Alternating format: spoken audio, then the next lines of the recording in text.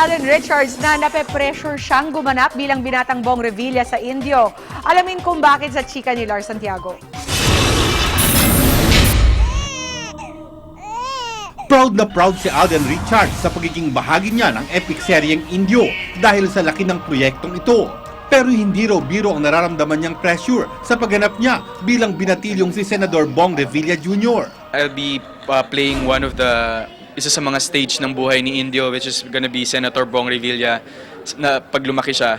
So iba yung pressure, iba yung expectations, and iba rin yung ginawa kong preparations for myself para dito sa role. Sa unang pagkakataon, makaka-love team dito ni Alden si Bea Binene at isang bagong karanasan daw ito para sa young actor. Nag-enjoy ako kasi iba yung feeling, iba yung na-feel kong connection with Bea dito sa Indio.